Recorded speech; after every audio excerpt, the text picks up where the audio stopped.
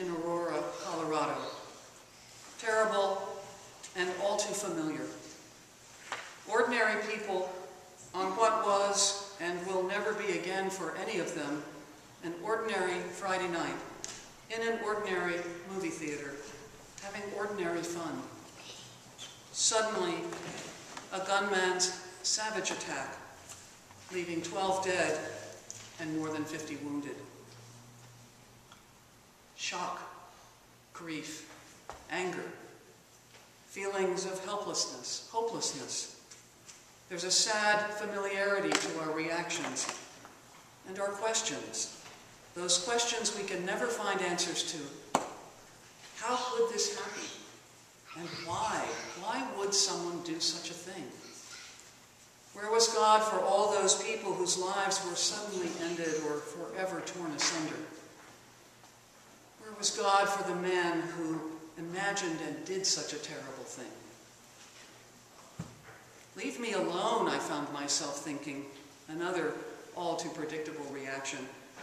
Part of me trying to distance myself from it, to push it away. Too much. Too much violence in our neighborhoods, in our country, in our world. Too much pain and suffering, too much grief, too much evil. And yet, this is where we live, in this world of beauty and wonder, this world of ugliness and terror, this world of astonishing joys, devastating sorrows, this world of ordinary, everyday goodness and sudden, shocking evil.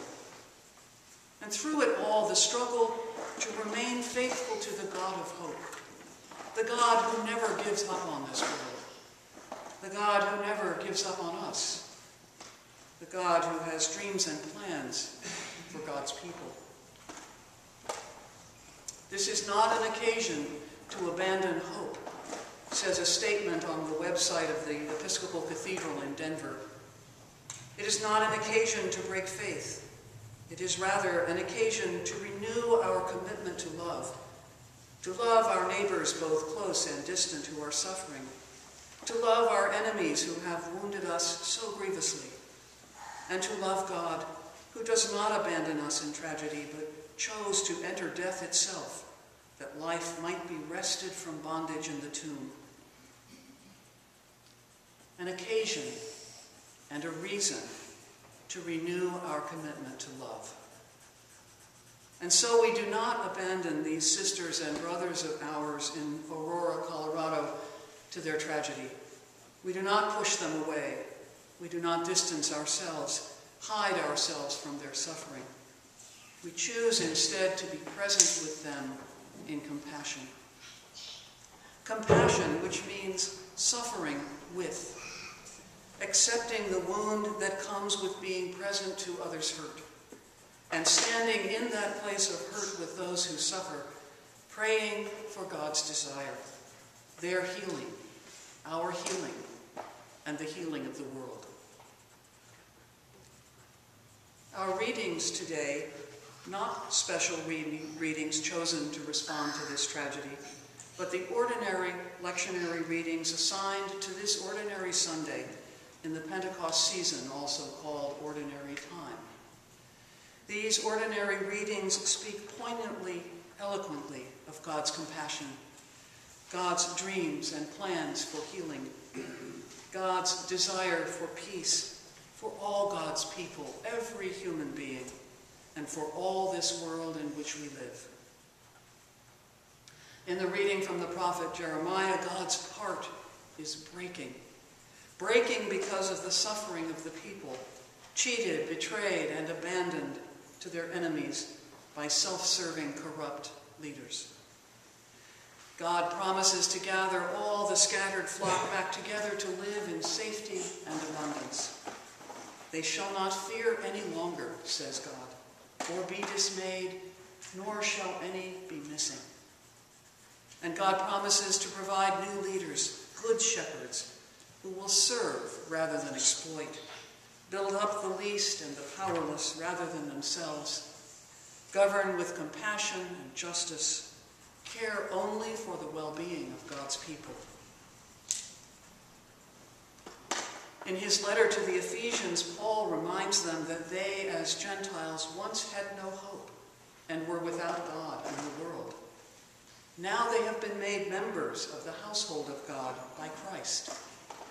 Christ who chose death on the cross, putting to death the hostility between Jew and Gentile, breaking down the dividing wall between them, creating one new human community, reconciled to God and with one another.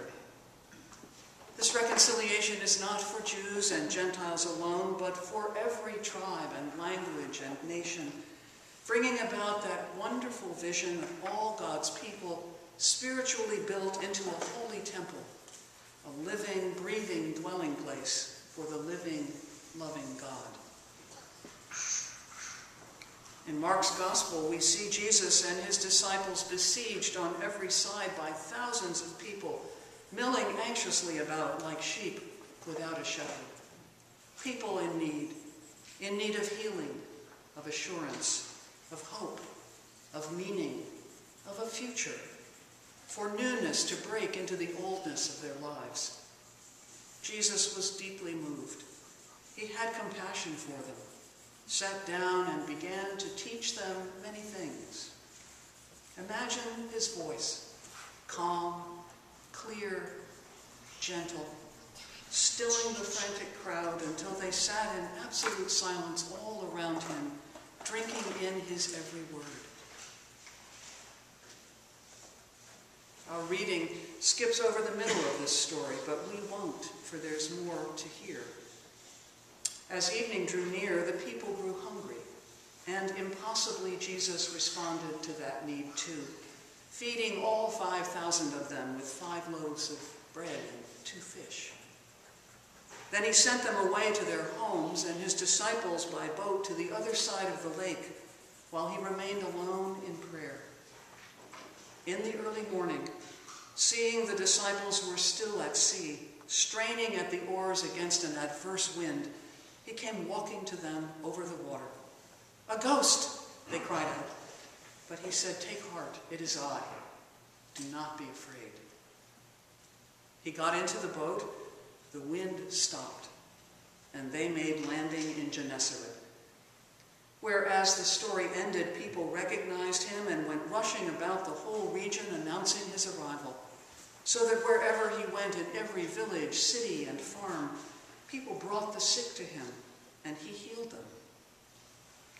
Jesus, God's compassion incarnate, teaching, feeding, healing, coming to us when we're all at sea, when the wind is against us, calming our fear, aware of our hurts, our confusion, our questions, our needs, uniting what is divided, making peace. We proclaimed it when we said the 23rd Psalm together. The Lord is our shepherd. We shall not be in want. God makes us lie down in lush pastures where there is green grass to eat. God leads us beside still waters where it is safe to lean over and drink of their coolness. God revives our souls when we are sin-sick and weary, and guides us along right paths in the ways of God's desires for us. Even when we walk through the valley of the shadow of death, as we will do many times in this life, and once for all at its end, we shall fear no evil, for God is with us to go through it for us, and to comfort and gather us in. God spreads a table before us of generosity and compassion.